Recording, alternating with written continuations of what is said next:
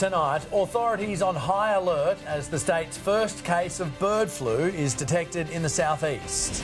What it will cost to arm our police with top-of-the-range Glocks. A Cleveland man accused of using AI to publicly exploit Queensland women. Exclusive pictures, a rare whale spotted frolicking with her calf off our coast. Uproar as Donald Trump raises the tariff on Australian goods. See the flying kangaroo's first non-stop flight from Europe to Australia's east coast. Plus, hidden treasure missing for 1,000 years. Tonight, your first look at the loot found at the bottom of the ocean. This is 9 News Queensland with Melissa Downs and Joel Dry. Good evening. Queensland's billion-dollar poultry industry is on high alert after the first positive result for bird flu in the state. The dead petrel washed up on Moreton Island on the weekend. Further testing is tonight underway. On the pristine beach of Moreton Island, a devastating discovery. It was a migratory bird found washed up on Moreton Island. The petrel found deceased by rangers last weekend. Tests carried out in Brisbane returning positive results for H5 bird flu late last night. So the Department of Primary Industries has moved from what we called a lean forward incident management arrangement to a full stand-up after this detection. Further tests at a federal level now being carried out. What we're really concerned about is when it's got into a wildlife population, there's very little we can do to stop it spreading from there. The detection, marking the likely first case of bird flu in Queensland, brings the national count to 18. The outbreak beginning in June in Western Australia, the state now recording 10 cases, 5 in South Australia. 2 birds have also tested positive in New South Wales. The majority of cases in migratory seabirds, meaning the spread to Queensland likely inevitable. Because we've had quite a number around Australia and they're known to come to southeast Queensland, I would suspect it's only a matter of time before we get another. Whilst this additional suspect case in Queensland is disappointing, it is a sign of our strong biosecurity system working. Outbreaks globally have devastated poultry industries, one in Brazil last year leading to the culling of 17,000 birds. The minister briefing the state's billion-dollar poultry industry and other stakeholders today. It is very important for me to state that there has been no detection of H5 bird flu in poultry in Australia. The CSIRO in Victoria is now carrying out further tests, expected to confirm the positive result in the coming days. Jessica Millward, 9 News. And Jessica Millward joins us in studio now. Jess, some really concerning news revealed in budget estimates today regarding people who care for Queensland children. Joel, it is absolutely chilling to think how many red flags have been reported and how many potential predators there are working in plain sight. The government's Reportable conduct scheme started in July 1. This was established to require all organisations who work with children to report allegations of misconduct and for this information to be shared across agencies. In just 3 weeks, 205 notifications have been received. As a result, 174 cases have been opened, 60 people referred to the Queensland Police for criminal investigation. The notifications have primarily come from the early childhood and education sector. As a result, 15 blue cards have already been suspended. This reported conduct includes sexual offences, physical violence, mistreatment, emotional harm and neglect of children. Including, for example, one matter where, and it's just horrific, where a Queensland man tried to move workplaces after it was alleged he engaged in grooming behaviour with a 16-year-old girl in his care. The government says if the Reportable conduct scheme was in place, former childcare worker Ashley Paul Griffith, who sexually abused dozens of children at centres across 2 decades, would have been flagged. Joel and Melissa, it's just so very concerning. It is. Shocking stuff. Thank you, Jess. Thanks, Jess. 14 million taxpayer dollars will be spent replacing every Queensland Police handgun with the newest technology. The extraordinary spend forced by the recall of current service Glocks over malfunction fears. The thin blue line never feels thinner than when police are forced to draw their firearm. The Crisafulli government will never ask police to do an impossible job with yesterday's equipment. But the men and women in blue have been doing just that. In April, 15,000 Glock pistols were pulled from the front line, most made more than 2 decades ago. A new testing regime revealed a malfunction, causing some firearms to accidentally fire multiple shots. The recall finding 126 were faulty. Now, at the cost of $14 million, every Queensland police officer will be given new 9mm Glock 45 Generation 6 service pistols by the end of the year. Queensland will become the first policing jurisdiction in Australia to upgrade its entire handgun fleet to the latest Generation 6 platform. The response today from the front line has been one of relief. Some of the most dangerous jobs police attend, domestic violence calls. Alarming numbers revealed in budget estimates today showing since January 2024 and June 30 this year, there were close to 440,000 calls for assistance in domestic and family violence situations. This year, the average wait time for life-threatening cases was between 6 and 42 minutes, but in one case in May, a call for help took 4 hours and 12 minutes for police to attend. Code 1, they're all, I think, very, very impressive responses. That particular event, I'm sure, would have a story to it. Police later clarifying the call initially came in as a less urgent matter. It's quite concerning that we only discovered this information because Labor asked questions of the government, and yet the government seemed to not come with answers today. We're going to see more and more of this, and I fear that more people are going to die unless there are more urgent reforms. Hataya Gripsky, 9 News. The Toowoomba community has come together in an emotional candlelight vigil honouring the life of murdered mother Yana Armstrong. Hataya Gripsky is there tonight. Hataya, hundreds of people paid tribute to Yana.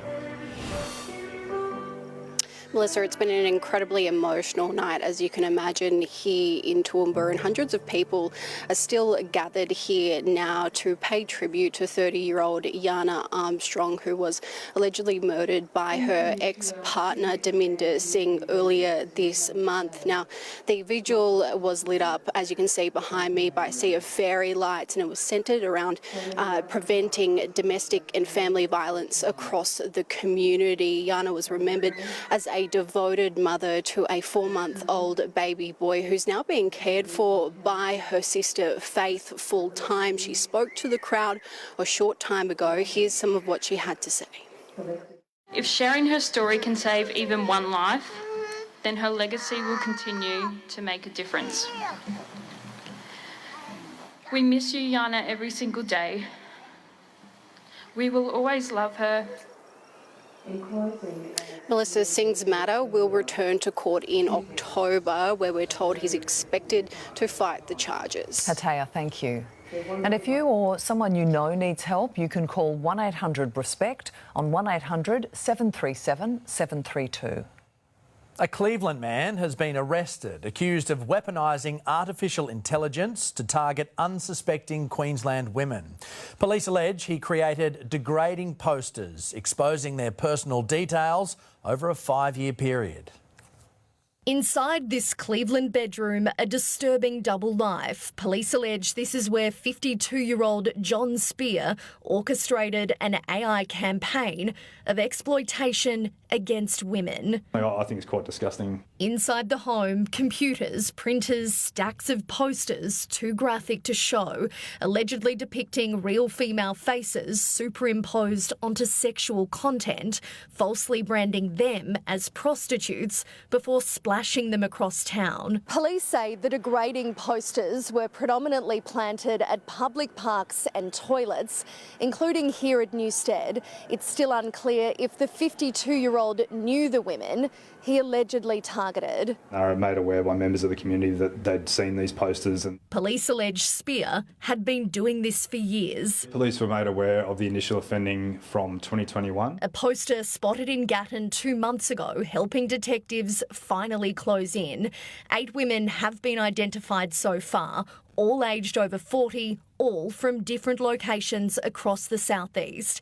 Each poster allegedly revealing names, phone numbers, social media details and workplaces. As a mum or a sister or a daughter, you never want to see those sort of things. Also allegedly hidden in Spear's home, firearms and ammunition. He now faces more than 40 charges, including stalking. Investigators believe there could be more victims. And it just makes you not feel very safe. Annie Puller, 9 News.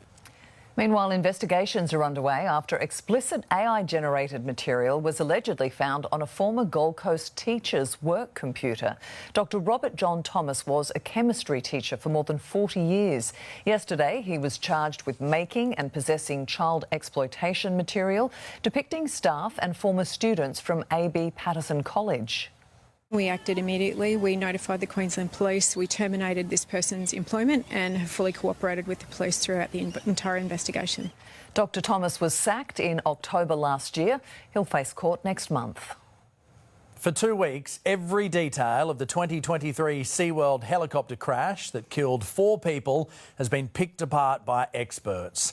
But today, it was the victims' grieving families who had the chance to speak, delivering powerful statements about how their lives have changed forever. Soaring high above the Gold Coast Broadwater, a SeaWorld helicopter on a collision course. The 2023 joyride ending in tragedy. Mother Vanessa Tadros, UK tourists Ron and Diane Hughes and pilot Ashley Jenkinson all killed. Today, a 2-week inquest into the mid-air crash came to a close, but not before Simon Tadros, who lost his wife Vanessa on that fatal flight, spoke of his heartbreak. What was supposed to be a beautiful memory has turned into a lifetime of sadness and regret. I lost the love of my life. I lost my world. I lost my rock. Their son Nicholas was on board too, just 10 years old when he sustained life-altering injuries. The court hearing, he hopes one day he will wake up, open his eyes and see his mother again. While the children of Ron and Diane Hughes spoke of the special moments they'll never get to share. Ron's son, Phil, hoped his dad would be best man at his upcoming wedding. That moment has been taken from me. It's something I'll carry with me for the rest of my life. SeaWorld helicopters acknowledging how hard this process must have been and passing on their very sincere sympathies for the loss of their loved ones. The inquest may now be over, but tonight, for all families involved, there's still a wait for answers. The coroner will now consider all evidence before handing down her findings. Caitlin Smith, 9 News. The Great Barrier Reef has narrowly avoided an unwanted label. Ned Baum joins us live. Ned, the reef isn't in danger.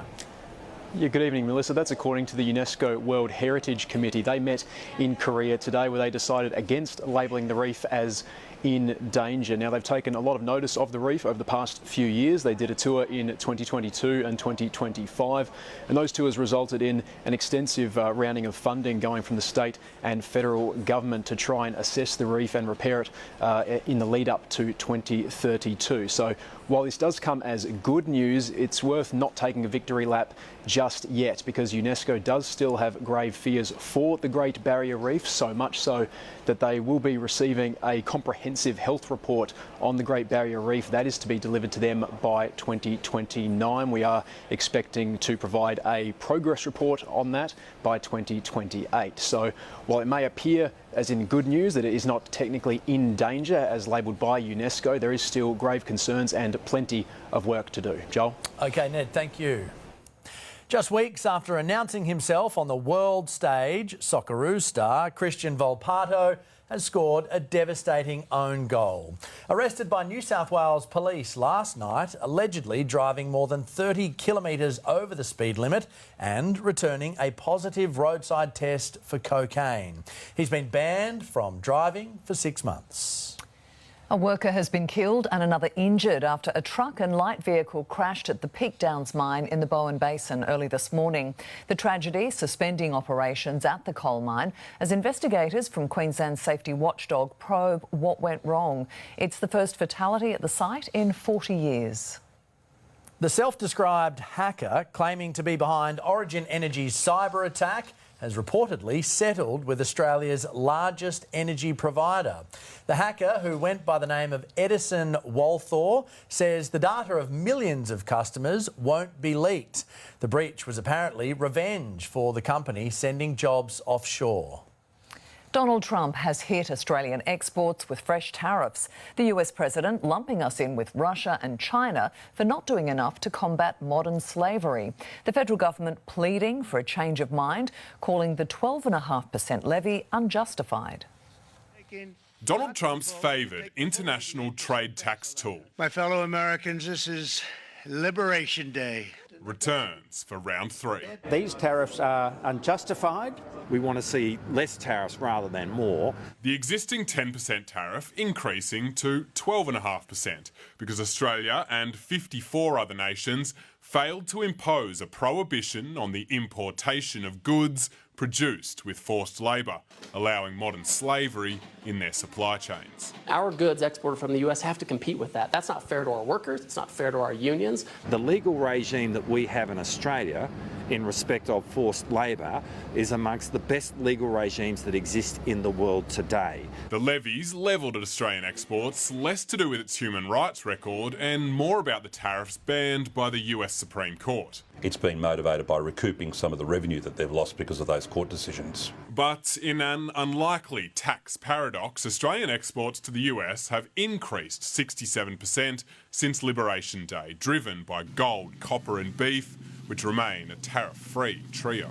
Some countries have escaped with a 10% tariff, which means the competitive advantage the Australian government claimed to hold has been dealt a blow. Our competitors, Canada, Argentina, India, they now have 10%. We will continue to argue very strongly for the removal of these tariffs. Conor McGovern, 9 News.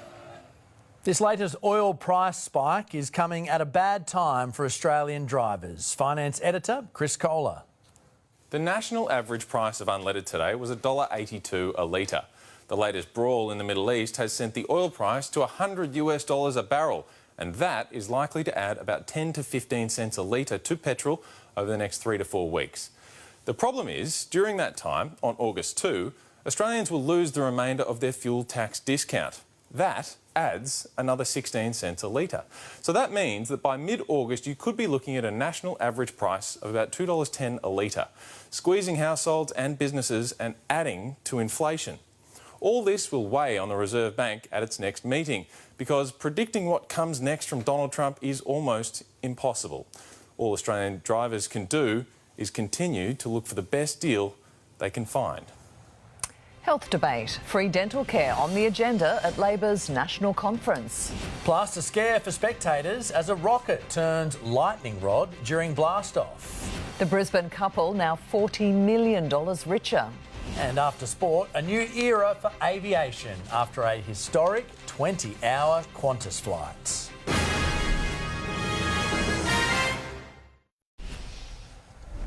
A multi-billion-dollar boost for a submarine factory tonight, with the Albanese government's latest commitment to the AUKUS program. The Defence Minister made the announcement in Adelaide, where Labor's rank-and-file members launched a new push to see dental included in Medicare. The boys in blue watch over a submarine in green as protesters slowly descend on Adelaide, where Labor's caucus debates AUKUS. Sink AUKUS. It's toxic, and also it's a huge expenditure on submarines that we don't need. And that expenditure is growing. The Defence Minister announcing a $4.6 billion investment, helping the construction of facilities that will house the construction of nuclear submarines. This will be the highest tech production line in Australia. It will be one of the highest tech production lines in the world. New British MP Andy Burnham signalling his support for the program in his conversation with Anthony Albanese. To all the naysayers who say that AUKUS isn't real, AUKUS is well and truly real, and it's happening right now. Right here. We're seeing industry going offshore. We're seeing an energy crisis in this country. It's not going to provide us with the jobs and the capabilities, the skills that we need here in Australia. This convention has been notable for the lack of fights here on the floor, including an agreement that dental is the missing link in Medicare. No Australian should be scared to leave home because they're embarrassed to smile. Delegates calling for free dental to be prioritised for pensioners pensioners and children. Some time ago, my dentist identified a tumour in my mouth. The government needs to choose, and they need to start choosing Australians. They need to start choosing people. Something long deemed too expensive on the budget. The Greens tonight say the money for smiles could come from subs. Charles Croucher, 9 News. A rocket launch is already a spectacular sight, but these onlookers couldn't believe what happened next. An unmanned Chinese rocket hit by a bolt of lightning shortly after blastoff as it carried satellites into outer space. A lucky Kenmore couples declared their working days are over after taking home last night's $40 million Powerball jackpot. The pair left shocked when they were told they held the only winning entry. And if that wasn't enough, they also won the second division 19 times, adding an extra $700,000 to their total winnings. Secrets of a centuries-old shipwreck revealed. Tonight we take you to the bottom of the Mediterranean where archaeologists have uncovered a golden haul. The sunken treasure, a clue to who may have been on board. That story a little later on. The Commonwealth Games kick off with the King making a right royal opening ceremony entrance.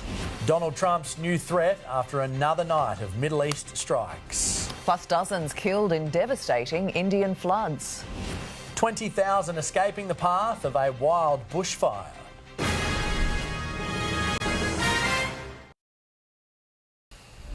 The US has launched a 13th straight night of attacks on Iran as Donald Trump doubles down on his war campaign. The US president threatening to use confiscated Iranian money to pay for any damage to ships in the Strait of Hormuz. It comes as Trump faces renewed pressure to wrap up the conflict from his fellow politicians. The US death toll now sitting at 18. The Commonwealth Games are officially underway tonight after a very Scottish opening ceremony in Glasgow. The King and Queen making a grand entrance, and so did Team Australia. A time-travelling King and Queen bringing the Commonwealth Games back to Glasgow. Charles and Camilla popping out of Doctor Who's TARDIS in the opening ceremony. The Loch Ness Monster and the Sound of Scotland filling the city's hydro. It is now my great pleasure to declare the 23rd Commonwealth Games open. More than 3,000 athletes from 74 nations and territories competing in the Games. Australia! Team Australia big and boisterous. Boxer Jai Dixon on shoulders, pole vault champion Nina Kennedy and Paralympic swim star Tim Hodge leading the pack. Us athletes, we set ourselves to the highest standard, so I wanted to wave the flag the best. Being the baton bearer, I was kind of holding Australia with me as I walked up there. Charles and Camilla opening the Commonwealth Games here in Glasgow, 12 years after Queen Elizabeth II did the same. The event's been heavily scaled back this time round, but continues to be a significant royal occasion. The King meeting some of the baton bearers and official mascot Finny backstage. We will certainly thrive here in Glasgow as the city once again welcomes the Commonwealth family with warm hearts. What is your message to Australians who help fund these games? These games are for the whole Commonwealth. We recognise that the investment for this games comes from the contribution that came out of Victoria withdrawing. Defending bowls champion Aaron Wilson going for gold again, winning his first match. That's class from Aaron Wilson. To get the monkey off the back first game, it's always a nervous one with your first one. You want to get to a good start, but to get the chocolates there, unreal. Our swimmers will hit the pool in the coming hours. Gina Reinhardt offering them cash rewards for medal wins and even more if they break a world record.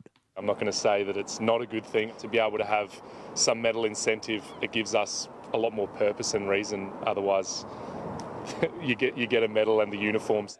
Kyle Chalmers with his own personal purpose propelling him. It's my first time racing as a father, so that's exciting, and having my daughter and wife here in the crowd is going to be special. In Glasgow, Hannah Sinclair, 9 News. And live to Hannah Sinclair in Glasgow. Hannah, a big day ahead for the Australians. Yeah, Joel, good evening. Our superstar swimmers will be among the first to chase gold, with heats beginning here in about an hour, followed by the first finals tonight for events like the men's and women's 4x100 metre freestyle relays. The first full day of competition will see our athletes compete in 5 sports across Glasgow, including bowls and para bowls, artistic gymnastics, basketball and para powerlifting. There are plenty of medals up for grabs, and here at the swimming centre, our Aussies are ready to make a splash. Melissa? Yeah, we wish them all the best. Thanks, Hannah. At least 40 people have been killed in India's northeast after widespread flooding. Rescuers using rafts to evacuate locals, with more than 650,000 people affected by heavy rainfall in the region. Officials say up to 80 others are missing. Spain has declared a national emergency as wildfires continue burning out of control near Madrid. Several areas in Europe are grappling with the worsening situation, with more than 20,000 people fleeing a wildfire in France's south.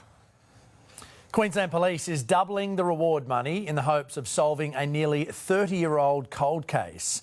Diane Angwin was stabbed and killed in her Bowen unit in the early hours of December 2, 1997. Police saying her roommate, who has since died, knew the identity of the attacker but didn't say to tell authorities at the time. We are progressing our investigation, and we do know that there are people out there who have information. The reward for information has been increased to $500,000. Whale watch, the incredibly rare sight captured cruising along the Humpback Highway. Lucky escape after a crash landing in the US. Plus, still to come, an extraordinary find deep beneath the Mediterranean Sea. And the country where Aussie travellers can get more thanks to the exchange rate.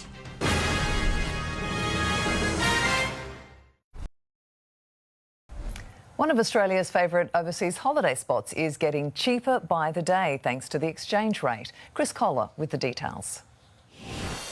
Japan is the third most popular travel destination for Australians, right behind Indonesia and New Zealand. So the exchange rate is important. And the Australian dollar is now trading at highs not seen since 1990, with one Aussie buying 114 yen. For context, someone visiting from Australia in 2020 had an exchange rate almost half that strong. The yen is weak against a host of currencies because of the widening interest rate gap between Japan and the rest of the world. Good for travellers, though. As for the ASX, it finished the day and week slightly lower. Origin Energy is still dealing with the fallout of its data breach this week, but investors don't seem too worried. The share price ended the week more or less exactly where it started. The average price for unleaded petrol in Brisbane is $1.83 and $1.85 on the Gold Coast. Diesel is $2.24. RECQ says to keep an eye out for stations charging $1.80 or less. 11 people are lucky to be alive after a seaplane crashed in the US state of Washington. The aircraft was coming into land when it crashed onto the shore, bursting into flames. Witnesses on nearby boats rushing to the wreck and helping the injured. Karma was quickly served up for this British driver who took a shot at Reform UK leader Nigel Farage. The woman promptly crashing her car after shouting a swear word at the Conservative politician. Well, just send a couple of people over. Farage appeared to be unfazed, joking that she won't be doing that again. 2 incredibly rare whales have been spotted off the Queensland-New South Wales border. Only 9 News can show you the magnificent mum and bub, snapped enjoying the warmer conditions of our crystal blue waters.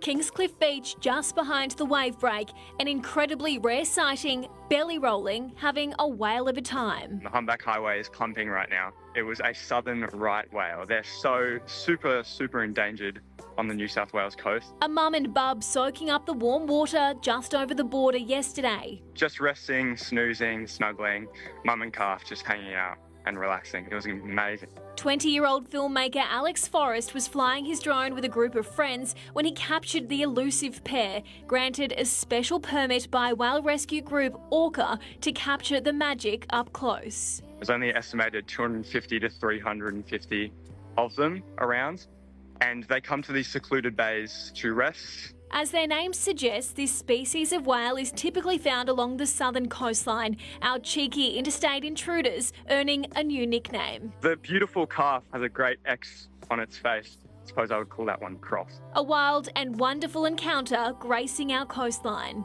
McKenna Bailey, 9 News. In sport, derby drama with a big name ruled out of tomorrow's Broncos-Cowboys clash. Plus, the careless spectator who almost caused the Tour de France race leader to crash out.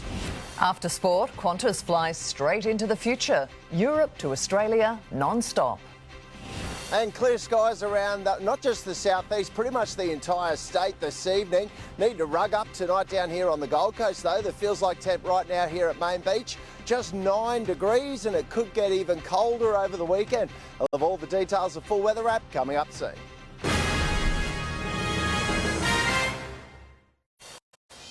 The Cowboys have been hit by a Derby Eve mega blow with Tom Dearden ruled out by another ankle injury.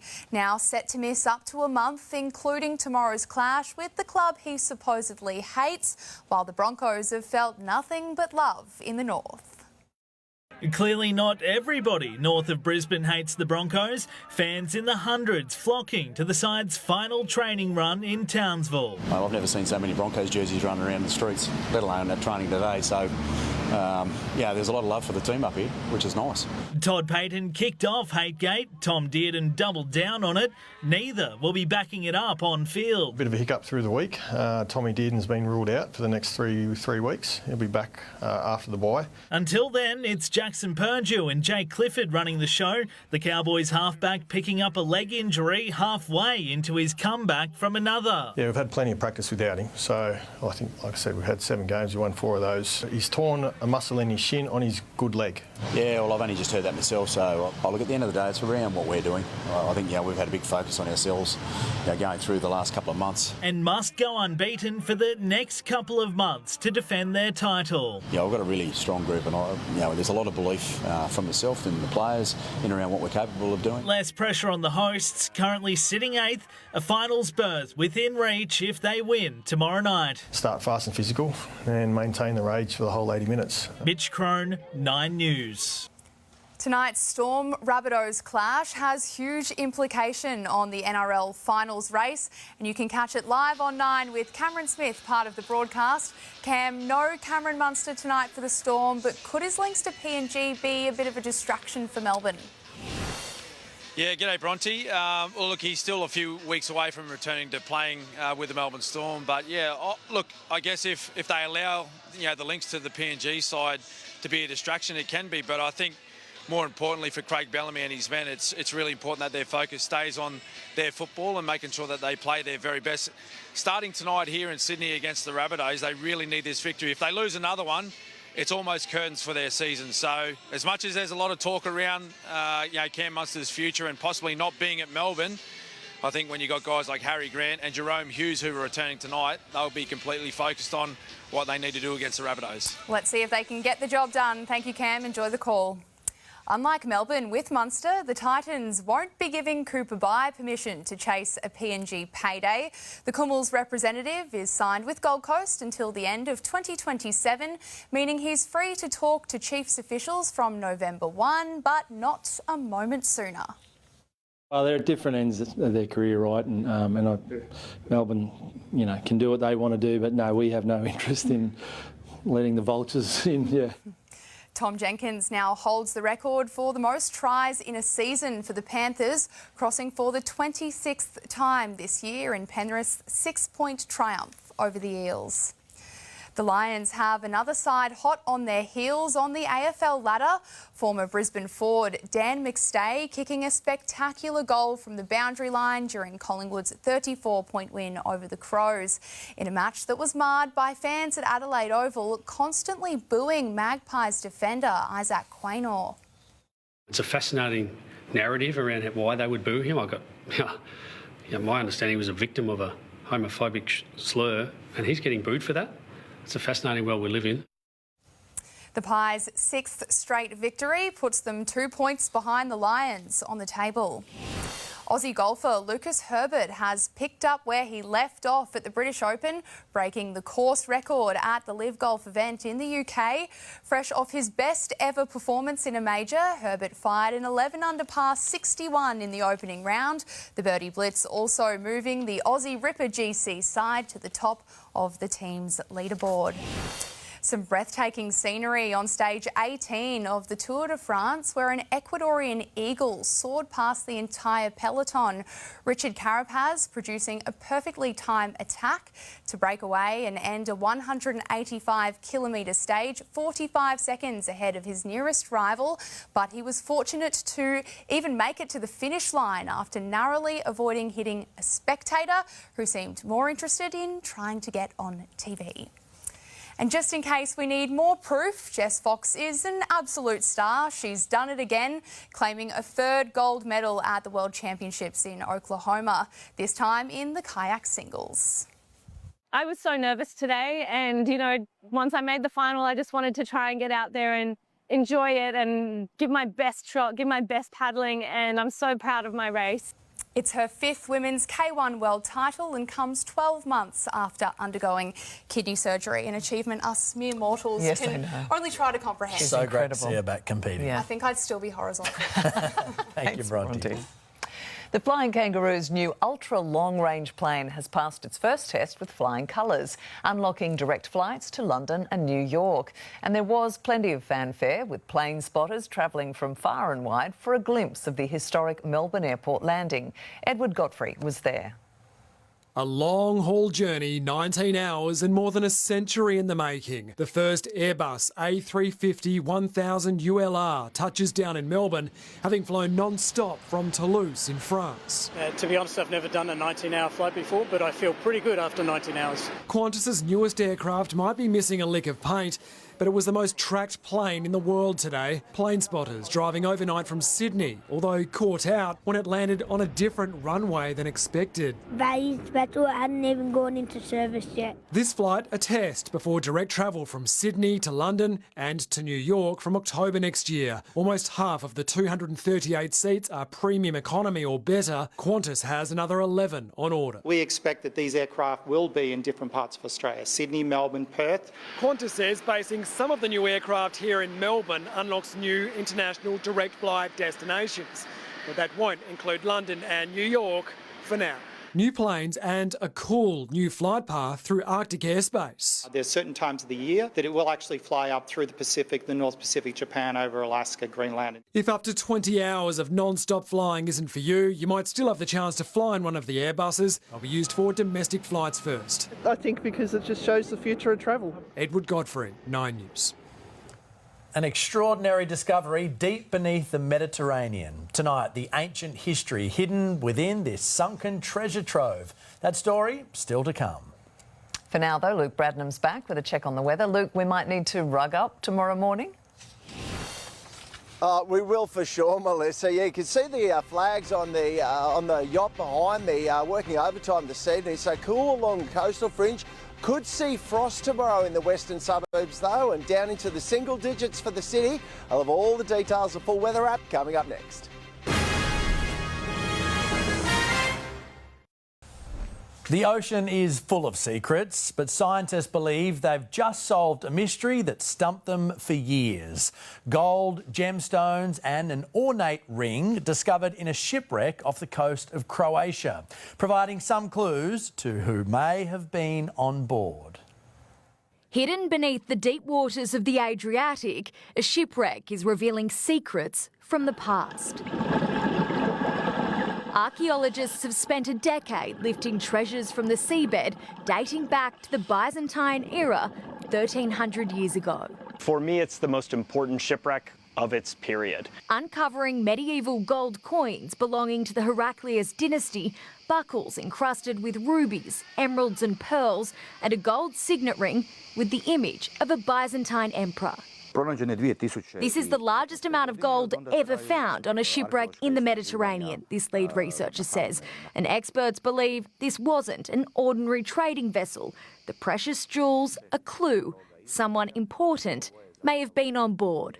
The major cargo seems to be the people who are moving and, of course, the precious objects. But for the archaeologists, the real treasure isn't the gold. It's the chance to better understand civilization that helped shape the modern world. How the Mediterranean was held together by its sea routes, how it fragmented, how the empire fell apart. With the possibility more pieces of the story are still waiting to be uncovered beneath the sand. In London, Mimi Becker, 9 News. Time now for your full weather forecast with Luke Bradnam. Luke, how is the weekend looking? Melissa, we could not ask for a better one. We should not see a cloud in the sky both Saturday and Sunday. And gee, we've earned that sunshine. I just had a look back at the records for season 2026 in the city. 29 weekends so far this year. We've had 18 with rain and just 11 without. So we will add to that without tally this weekend. Bring it on. Have a look at how today unfolded from the flyover. Temps around average for the city and in the western suburbs. But along the coastal fringe, these temps a little bit deceiving. 21 the top here on the Gold Coast, but the feels like temp for most of the day just around 16 degrees. That's courtesy of the southeasterly winds that get up around 50 kilometres an hour a short time ago at the Seaway. No rain though, and tomorrow's weather map shows another great day on the way for us as well. In fact, most of our state bathed in sunshine tomorrow. We'll see some showers for the southeast of the nation. If you're heading into state tomorrow, got sunshine on the way for Sydney and Canberra. A shower or two for Melbourne, Hobart and Adelaide. Mostly sunny in the west for Perth, and for you in Darwin, sunshine and 32 degrees. Back into Queensland, as I said, sunshine from Cooktown to Coolangatta. Along the North Queensland coast, we'll see those temps in the mid to high 20s, and then through the Capricorn and Fraser coast, those temps in the low to mid 20s. In the west, a cool start down in the single digits for the Isa and Longreach, and dropping below zero tomorrow morning for Roma. Here in the southeast, we'll wake to a little bit of fog around the southern border ranges. Could even see frost in the west, but it will clear to a beautiful day. Temps pretty similar to what we had today. Daytime temps reaching between 9 and 22 degrees for most areas, and tonight dropping down to between 3 and 9. Out on the bay, a great day on the way. We'll see those seas below a metre. Not a bad day offshore for the boaties as well. And for the city, Saturday looks this way. Top of 22 degrees again. Overnight dropping down to just 8 degrees. Looking ahead for Sunday, another great day. Sunshine and 22. Mostly sunny for our Monday and Tuesday, and warming up a tad for Wednesday, getting to 23 degrees. In Ipswich, some very cool mornings on the way. Tomorrow dropping down to 3 degrees. Just 2 degrees for Sunday. 3 degrees the start for Monday, and then mostly sunny and 23 degrees for Tuesday. Here on the Gold Coast, a great looking weekend on the way. 21 the top tomorrow and again on Sunday. Could see a light shower or two Monday and Tuesday next week, and it's pretty similar for you up on the Sunshine Coast as well. Showers are expected on Tuesday. Let's have a look at the beaches for tomorrow.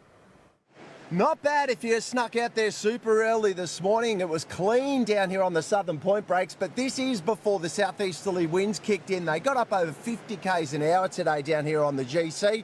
Good news for our weekend. Both Saturday and Sunday, lighter winds forecast. Tomorrow, you might get lucky and find a wave on the open beaches early, but the best quality will definitely be on the points, whether you're up on the sunny coast or down here on the Gold Coast. Down here on our southern point breaks, we should see it up around that metre mark with plenty of power behind it early tomorrow morning.